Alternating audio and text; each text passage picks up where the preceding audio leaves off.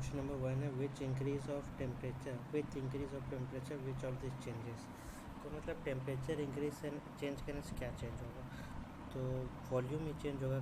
Temperature increase करने से volume PV equal to nRT होता है, तो वॉल्यूम टेम्परेचर के डायरेक्ट प्रोपोर्शनल है, तो चेंज होगा। तो हमको चेक करना है कि ये चारों ऑप्शन में कौन सा ऑप्शन में टेम्परेचर है। तो हमको पता है कि मोलैरिटी का फॉर्मूला होता है number of solute by volume of solution, तो इसमें वॉल्यूम है, तो इसलिए ऑप्शन सी सही होगा, मोलैरिटी। अब ये क्वेश्चन है, इस तरह क्वेश्चन बहुत आता है कि CH और कार्बन, हाइड्रोजन और नाइट्रोजन का वेट दिया हुआ, रेशियो दिया हुआ है। अब हमको इसका मॉलिक्यूलर वेट दिया हुआ है, तो हमको इसका मॉलिक्यूलर फॉर्मूला पता करना है। तो ये जो वेट का रेशियो दिया है वो लिखे कार्बन।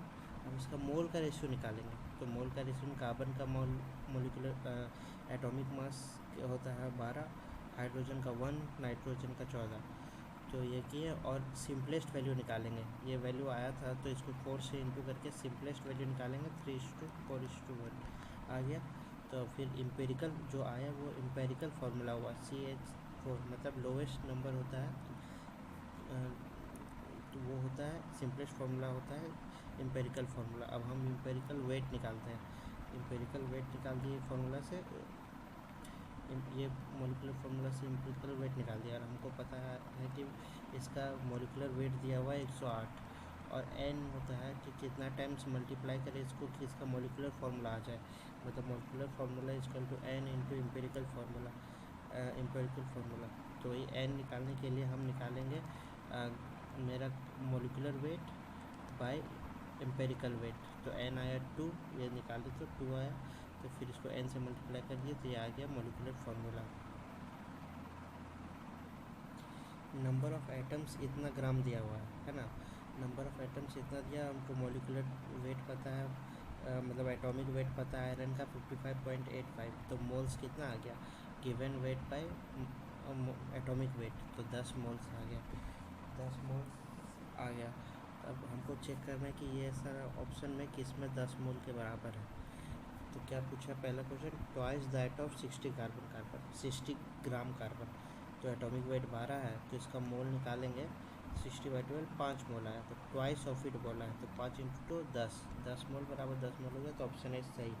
बाकी ऑप्शन भी देख लेते हैं कि ये नंबर ऑफ़ एटम्स दिया हुआ है, और ये हमको n से नंबर ऑफ कभी दिया रहेगा तो अगर नंबर से डिवाइड करेंगे तो ये आया 10⁻⁻1 मोल। ऑप्शन सी है half that in 8 gram He का हाफ। तो एटॉमिक वेट हीलियम का हो गया 4, मोल निकाले तो 2 आ गया, इसका हाफ, तो 2 का हाफ कितना हो गया 1, 2 का हाफ हो गया 1, तो मतलब ये भी गलत। और फिर इसमें दिया हुआ है नंबर n, मतलब इतना दिया हुआ है नंबर, ग्राम कुछ नहीं लिखा हुआ है, तो ये नंबर हो गया, तो एवोगैड्रो से डिवाइड किया तो ये आ गया 55.85, जो कि ये भी गलत है, तो ऑप्शन ए हो गया सही। क्वेश्चन नंबर 4 है वाट वॉल्यूम ऑफ हाइड्रोजन, मतलब कितना हाइड्रोजन गैस चाहिए कि इतना टेम्परेचर इतना प्रेशर में कंज्यूम होगा इतना ग्राम बोरोन पे, 21.6 ग्राम ऑफ एलिमेंटल बोरोन। तो बोरोन का एलिमेंटल दिया हुआ है, तो उसमें हमको एटॉमिक मास पता है, तो हम n निकाल लेंगे, तो n कितना है 2, 21.6/10.8 आ गया 2। अब हमको ये करना आना होगा खुद से कि BCl3 + H2 और ये जो B + HCl, ये सीखेंगे, आगे पढ़ेंगे तो ये सीख जाएंगे। तो फिर ये लिए और बैलेंस कर दिए, ये पूरा बैलेंस इक्वेशन कर दिए, और हम चेक करते हैं कि कितना हाइड्रोजन यूज़ हो रहा है बोरोन ख़त्म होने के लिए। तो देख रहे हैं कि 3 H2 का कंज्यूम हो रहा है 2 बोरोन बनने के लिए, 3 मोल्स पर 2 मोल, तो यहाँ 2 मोल बोरोन पूछा है, तो 2 मोल बोरोन पूछा है, तो मोल से H2 कितना लगेगा 3 ही मोल, तो 3 मोल पता है, और ये वॉल्यूम में दिया हुआ है, तो 1 मोल में कितना होता है 22.7 या 22.4, तो 22.4 लेंगे क्योंकि 273 केल्विन ये सब है, तो 3 मोल था और उसका 22.4 लीटर वाला लिए, तो आ गया ये 67.2 लीटर, तो ये ऑप्शन ए आंसर।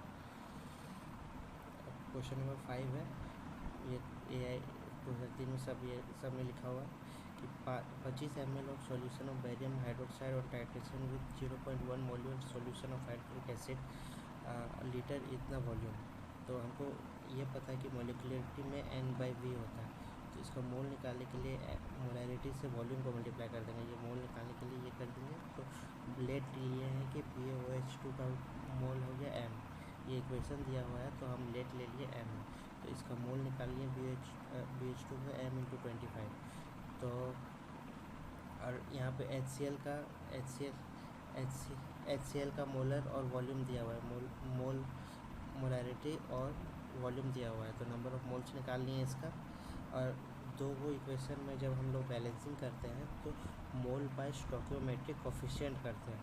तो 25 × m हो गया इसका मोल BaOH2 का, और इसका कोफिशिएंट 1 है। बैलेंस करने के बाद 1 है कोफिशिएंट, तो 1 लिखे। और ये हो गया 35 × 0 HCl का 35 × 0.1, और ये हो गया इसका कोफिशिएंट HCl का कोफिशिएंट 2। तो ये इसके बाद इक्वेट कर दिए तो m आ गया 0.07। इजी क्वेश्चन है, एक बार प्रैक्टिस करने से सब हो जाएगा।